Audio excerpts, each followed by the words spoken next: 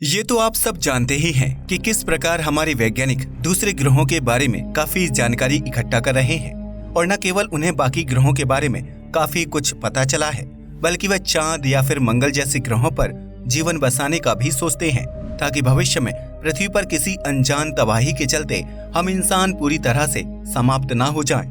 वैज्ञानिक यही चाहते हैं कि हम ह्यूमन सिविलाइजेशन कई प्लैनेट्स और चंद्रमा पर रहे, ताकि हमारी सिविलाइजेशन हमेशा के लिए ऐसे ही चलती रहे और विकास करती रहे।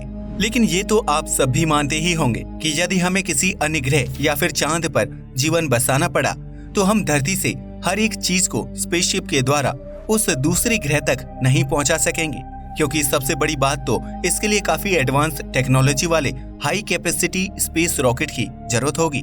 और दूसरी बात, इसमें होने वाला खर्च इतना ज्यादा होगा कि यह किसी भी देश के लिए उठाना काफी ज्यादा मुश्किल होगा। और इसलिए हमारे वैज्ञानिकों का ये कहना है कि कम से कम अन्य ग्रहों पर हमारे लिए एग्रीकल्चर के लिए फेवरेबल कंडीशंस होनी चाहिए, ताकि वहां जीवन बसाना हमारे लिए आसान हो सके। क्या आप जानते हैं कि जैसे जैसे वैज्ञानिक अन्य ग्रहों के बारे में जानकारी प्राप्त करने में सफल हो रहे हैं, वैसे वैसे उन्हें ये संकेत मिलते जा रहे हैं कि शायद हमारे सोलर सिस्टम के अन्य ग्रहों पर जीवन बसाया जा सकता है। और अब तक मंगल ग्रह ही ऐसा ग्रह है जो हमारे वैज्ञानिकों की इस उम्मीद को बनाए रखता है। वैसे तो अन्य ग्रहों पर भी काफी संकेत मिले हैं और साथ ही कुछ ग्रहों के चांद पर भी यह संकेत देखने को मिले हैं, जैसे कि जुपिटर ग्रह का चांद यूरोपा। लेकिन क्योंकि हमारी पृथ्वी का चांद और मंगल ग्रह बाकी ग्रहों के मुकाबले काफी नजदीक हैं, इसलिए वैज्ञानिक इन पर जीवन बसाने की ज्यादा चर्चा करते हैं। साथ ही जब से मंगल ग्रह पर लिक्विड वाटर पाए जाने के सबूत मिले हैं, तब से हमारे वैज्ञानिकों की ये उम्मीद और भी ज्यादा बढ़ गई है, क्योंकि ऐसा कहा जाता है कि मंगल ग्रह पर शायद एक समय पर लिक्विड वाटर मौजूद था।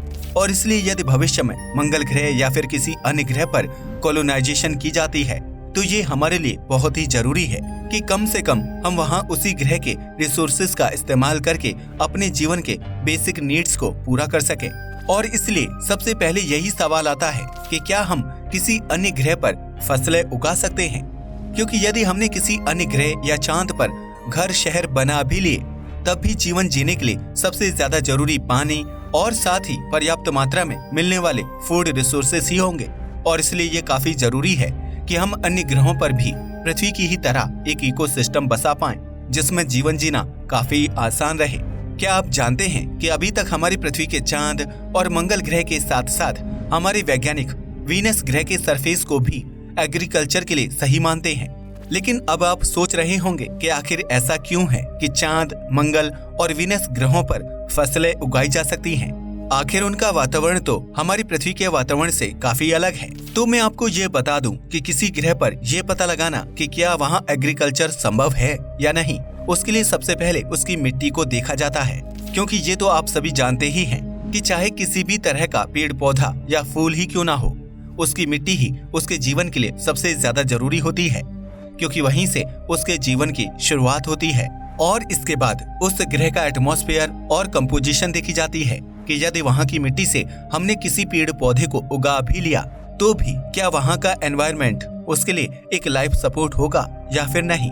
तो चलिए अब हम इसे थोड़ी और गहराई से समझते हैं। सबसे पहले आपका ये जानना जरूरी है कि जब भी वैज्ञानिक किसी अन्य ग्रह या चांद की सतह पर उसकी मिट्टी पर खोज करते हैं, तो उसे सॉइल यानी मिट्टी तब तक नहीं कहा जा सकता जब तक कि वे एक यूनिवर्सल डेफिनेशन ऑफ सॉइल के हिसाब से ना हो। ऐसा इसलिए क्योंकि मिट्टी तो हर ग्रह पर मिल जाएगी, पर क्या वह फसलों के लिए सही है या नहीं, ये जानना भी तो जरूरी है।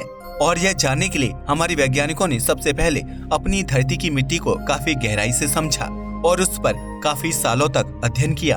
उसके बाद ही हमारे वैज्ञानिकों ने फसलों के लिए सही मिट्टी की एक यूनिवर्सल डेफिनेशन बनाई। और यदि किसी भी ग्रह की मिट्टी इस यूनिवर्सल डेफिनेशन में दिए गए पॉइंट्स की तरह होगी, तभी ही उसे सॉइल कहा जा सकता है। 19वें world congress of soil sciences की एक कॉन्फ्रेंस ब्रिस्बेन, ऑस्ट्रेलिया में अगस्त 2010 में की गई थी। उसमें डोनाल्ड जॉनसन और डायना जॉनसन ने यूनिवर्सल डेफिनेशन ऑफ सॉइल बताई। उनके हिसाब से यूनिवर्सल डेफिनेशन ऑफ सॉइल है सबस्ट्रेट एट और near the surface of earth and similar bodies Altered bye biological, chemical and और फिजिकल एजेंट्स एंड प्रोसेसेस, यानी पृथ्वी या कोई भी पृथ्वी जैसी दिखने वाली बॉडी जिसकी सतह पर सबस्ट्रेट की एक लेयर मौजूद हो, जिसमें बायोलॉजिकल, केमिकल और फिजिकल प्रोसेसेस के कारण काफी परिवर्तन आए हों, जिसके कारण उसमें फसलें उगाई जा सके।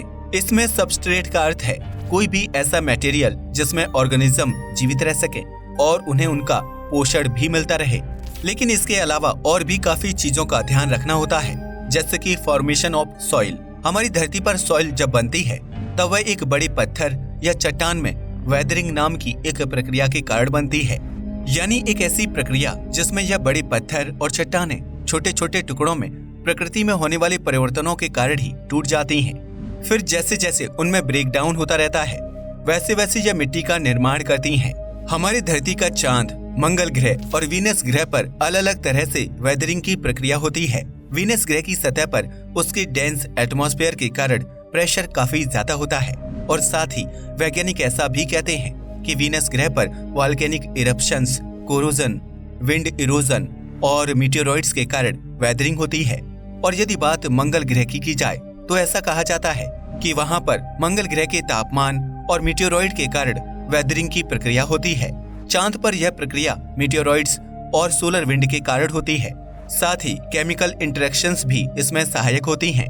इसके साथ ही ये भी जरूरी है कि अन्य ग्रहों की सतह कैसी है, यानी कि किस तरह के पहाड़, नदियां या क्रेटर्स मौजूद हैं। साथ ही किसी जगह का क्लाइमेट भी इसमें एक जरूरी फैक्टर है, क्योंकि ये तो आप सभी जानते ही हैं कि हर फसल को अलग अलग वातावरण की जरूरत होती है। कुछ फसलें ऐसी होती हैं जिन्हें ज्यादा बरसात की जरूरत होती है और कुछ फसलें ऐसी भी होती हैं जो सर्दियों के मौसम में उगाई जाती हैं।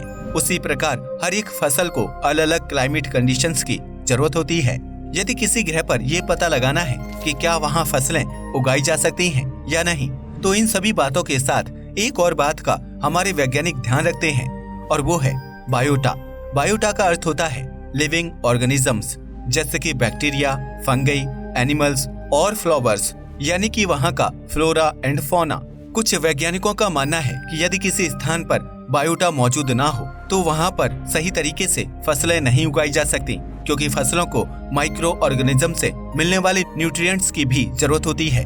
साथ ही जब कोई पेड़ पौधा सूख कर गिर जाता है और मर जाता है, तब ये भी जरूरी है कि उसके न्यूट्रिएंट्स वापस मिट्टी में मिल जाएं, ताकि आगे उगाए जाने वाले पौधों को उससे सहायता मिल सके। और इस प्रक्रिया में भी कुछ माइक्रो ऑर्गेनिजम्स सहायता करते हैं। हम जानते हैं कि किस प्रकार मधुमक्खियां एक फूल से दूसरे फूल तक जाती हैं और इससे न केवल वे शहद बनाती हैं, बल्कि कितने नए फूलों का जन्म भी होता है, क्योंकि वे इन फूलों में क्रॉस पॉलिनेशन करने में सहायता करती हैं। यही कारण है कि हमारे वैज्ञानिकों का मानना है कि यदि हमें किसी अन्य ग्रह पर जीवन बसाने के लिए फसलें उगानी हैं, तो वह इतना भी आसान नहीं होगा, क्योंकि जिस प्रकार पृथ्वी पर प्रकृति ने पहले से ही एक सिस्टम बना कर रखा हुआ है, वैसा सिस्टम किसी अन्य ग्रह पर बनाना इतना आसान नहीं होगा। लेकिन क्या आप ये बात जानते हैं कि हमारे वैज्ञानिक साल 1940 से ही कुछ ऐसे एक्सपेरिमेंट्स कर रहे हैं जिससे कि वह बिना मिट्टी के ही पौधों को उगा सके। इस सिस्टम को एरोपोनिक्स कहा जाता है, जिसमें पौधे उगाने के लिए मिट्टी का इस्तेमाल नहीं किया जाता, बल्कि काफी कम पानी के साथ और मोइस्ट एटमॉस्फेयर में ही पौधे उगाए जाते हैं। ऐसा इसलिए क्योंकि हमारे वैज्ञानिक कहते हैं कि पौधे उगाने का सिर्फ एक ही तरीका नहीं है, बल्कि और भी कुछ तरीके हैं। यानी यदि मिट्टी ना हो तो भी पेड़ उगाए जा सकते हैं, यदि उसे पानी और सही मात्रा में प्लांट्स न्यूट्रिएंट्स मिल सकें। क्या आप ये जानते हैं कि साल 1997 में नासा ने एग्री हाउस और बायोसर्व स्पेस टेक्नोलॉजीज के साथ एक टीम बनाई, जो कि इसी सिस्टम पर एक्सपेरिमेंट करने के लिए एकजुट हुए, और उन्होंने मीर स्पेस स्टेशन पर सॉइललेस प्लांट ग्रोथ का एक टेस्ट सेटअप किया। न केवल इस तकनीकी से पौधे उगाए जा सकते हैं, बल्कि इस तकनीकी से उगाए गए पौधों में से काफी अच्छी मात्रा में ऑक्सीजन भी मिलता है। लेकिन अभी हमारे वैज्ञानिक काफी अध्ययन कर रहे हैं और अन्य ग्रहों पर मिशन जारी हैं, ताकि वे उन्हें और भी गहराई से समझ सकें। जैसा कि हमने आपको शुरुआत में ही बताया कि कुछ ऐसे संकेत हमारे वैज्ञानिकों को मिले भी हैं, जिससे कि इस बात की संभावनाएं काफी बढ़ जाती हैं कि भविष्य में कभी न कभी ये संभव हो सकता है कि हम दूसरे ग्रह पर कॉलोनियां बसा सकेंगे।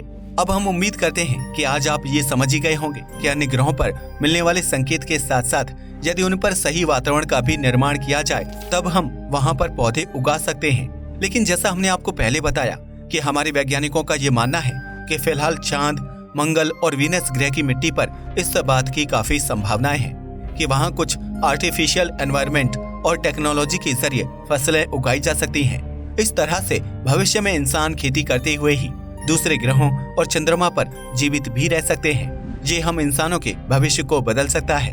इससे हम दूसरे ग्रहों पर तो रहेंगे ही, बल्कि हम आत्मनिर्भर भी होंगे। हमें पृथ्वी पर से किसी तरह के सामान या खाने की चीजों को वहां ले जाने की जरूरत नहीं होगी, बल्कि हम वहां पर ही इन सभी चीजों का उत्पादन करके विकसित हो सकेंगे। आज के लिए बस इतना ही। वीडियो पसंद आया हो तो इसे लाइक और शेयर करें, साथ ही चैनल को भी सब्सक्राइब करें। जय हिंद दोस्तों।